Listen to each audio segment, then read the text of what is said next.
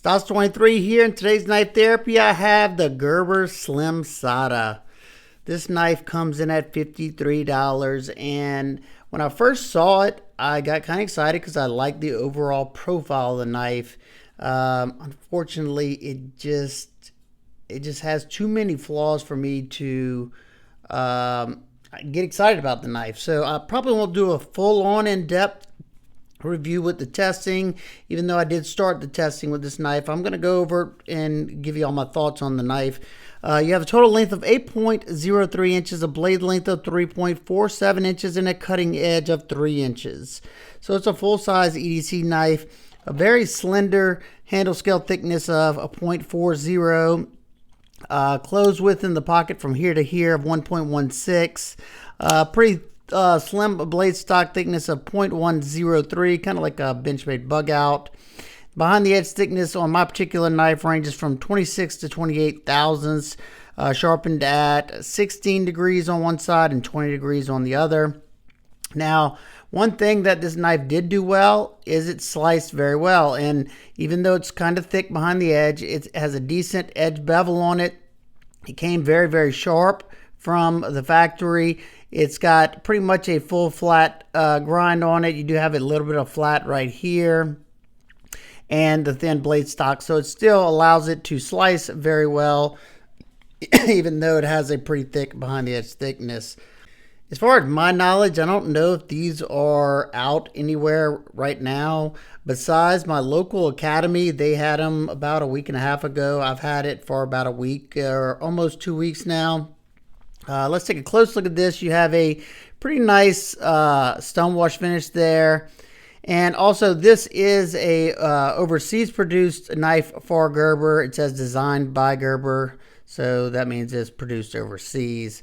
You do have a blade opening hole right here and a nice forward finger choil that I can choke up on pretty comfortably.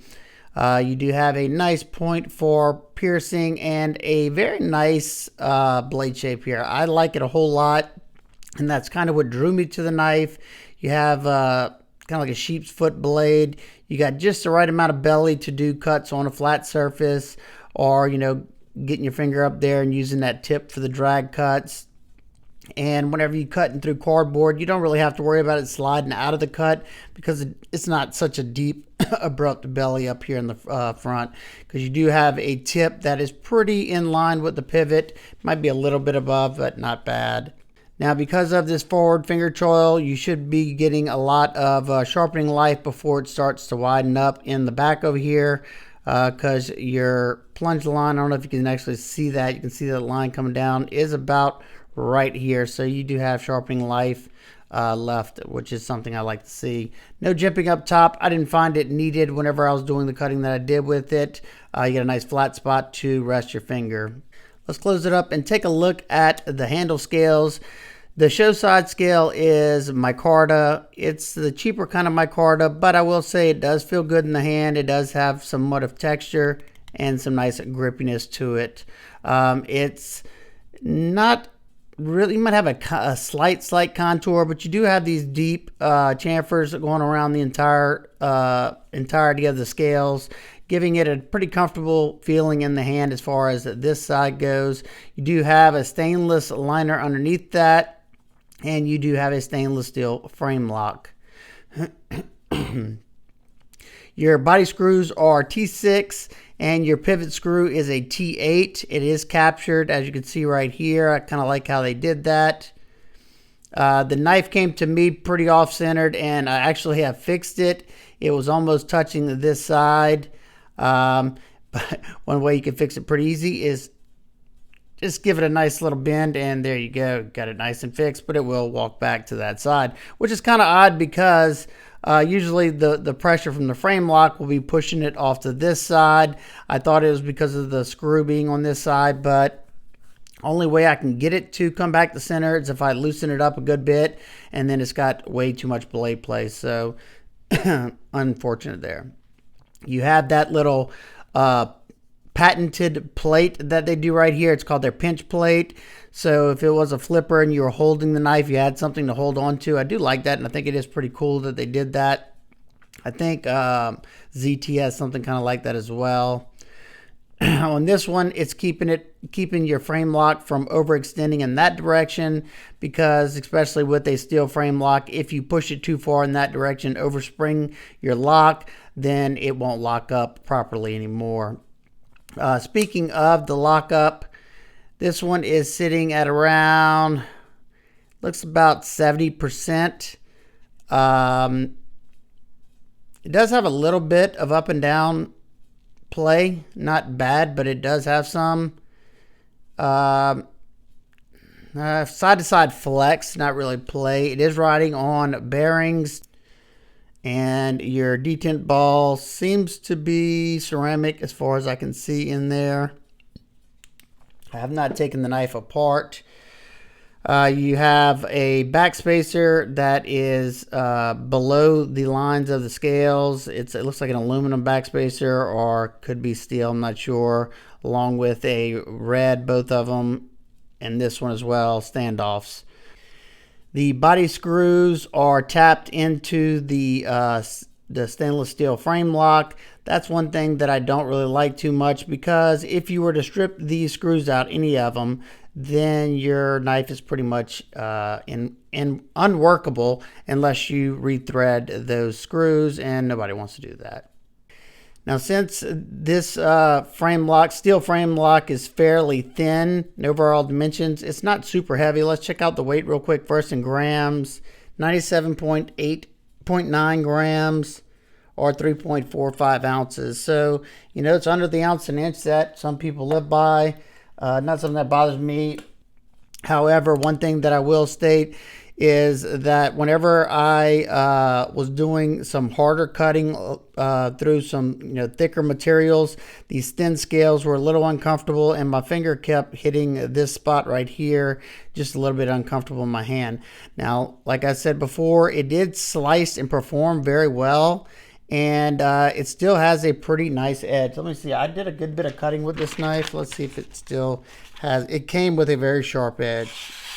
Yeah, look at that. Still cutting S-curves. And I cut a good bit of cardboard, some plastic, some rope, and, my usual stuff. I just didn't cut as much as I normally did because it just wasn't super comfortable. Yeah, I cut myself earlier, and sorry about that.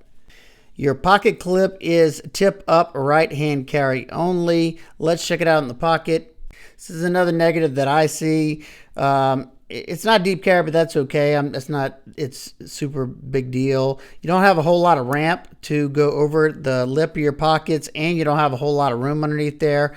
Plus, this pocket clip is sitting right over the relief cut. I did have some shorts that got bunched up underneath there. But one thing I will say is, besides, you can see right here, see how hard it doesn't even want to go over these pants, and they're not crazy.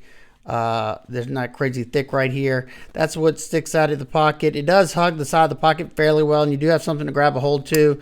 I don't mind the extra tension on here. Usually I do, but if it wasn't enough tension, this slicker stainless steel scale right here would slide right out of the pocket. Quick size comparisons. You have the Ontario Rat Model 1, the Rat Model 2. It's in between these two. Next up, we have the Kubi Momentum and the CGRB Large Feldspar. Both of these are almost identical in length. You have about the same cutting edge as the Momentum and a little bit less than the Large Feldspar. Lined up pivot to pivot, we have the Kizer Doman and the Civivi Riffle.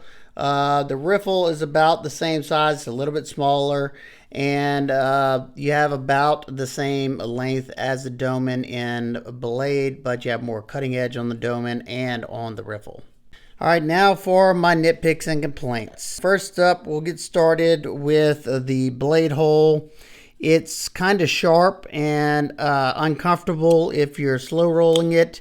My finger almost gets stuck in there, and after a while you'll have skin built up underneath there. However, you can easily reverse flick it, and if that's what you like to do, then it is a good reverse flicker. It has a good detent on it. Just if you're one that likes to slow roll it like myself, you can also thumb flick it. That's a little uncomfortable as well because, like I said, you have a 90-degree edge right there. Next thing, like I said, there it goes, is back off center. Nothing you want to see, especially in today's market with how much quality you can get at this price point. I'm not a fan of the micarta, but I'm not, that's just a nitpick. It's just my personal preference. Also, like I said, I don't like the fact that these screws are threaded into the stainless steel frame. If you were having to strip it out, you would be kind of SOL. We talked about the pocket clip not having enough room underneath there. And this last thing is probably the deal breaker for me. They gave you a little bit of extra cutout right here to get to the lock bar, but then they put this very deep chamfer right here on the lock. Now, the problem with that is look how thin, hopefully that's coming through. Look how thin that area is right there on that lock bar. You have a good bit of tension on this lock. So it takes a good bit of pressure to push it over. And if I'm doing it with this thumb, it's rather uncomfortable. The only way I can do it semi-comfortably is if I put my fingernail in that little slot, and maybe that's what they were going for. However, the tension on that is still rather uncomfortable. I can use the fat of my thumb, but after, disengaging it several times, it's kind of uncomfortable. It's not ideal. Also, like I said earlier, you do have a little bit up and down flex, I guess, or it could be play. Not something you ever want to see in a knife. I did not have it fail on me or anything, but something I definitely had to mention. So, overall value. Like I said just a second ago, I think they're just late to the game. I see a lot of the dealers have them for $53. I think I paid like $56 at Academy or something like that. There's just too many awesome options that don't have any of the issues. I love the aesthetics, and I'm glad to see Gerber trying to step it up, but they're going to have to step it up in a big way. I mean, you got so many knives that are competing. You have the Civivi Elementum in D2s, like $52. 14C riffles at 50-something bucks. You have the CJRB large feldspar, 50. You can get one of these in G10 for 30-something bucks. The new Doman, good micarta and 154 CM steel, very excellent action and is just very well dialed. It's like, I think $59. The CJRB Krog. I mean, I could go on and on and on. CJRB Ruffian, the one that I reviewed not long ago, this Send Cut, this Sashi or however you say it is awesome, and it might not hold an edge as long as that, but I would take this any day over the way that one is. This one's super comfortable to disengage, excellent action, comfortable in hand, good blade shape. There's so many awesome knives. Gerber's going to have to step it up big time. Another one of my favorites in D2, the Kubi Momentum. D2 steel, way less than this one. Both of them are overseas made. This one, excellent action on it. Comfortable to flip. You got a front flipper as well. I don't know. Definitely love to hear y'all thoughts down below. Unfortunately, for me, it's not one that I can recommend with to feel good about, recommend it to somebody. If you love Gerber and you want to try it out, go for it. I think you could get a lot better for your money. Hopefully, I hope that, Gerber proves me wrong and starts producing some awesome knives, but right now, I still think they're just a little too far outdated, and they need to step it up big time to make it in this industry now. So if you have any questions, comments, concerns, please leave them down below. I hope everybody's having an absolute amazing day. I will see y'all on the next one. Peace.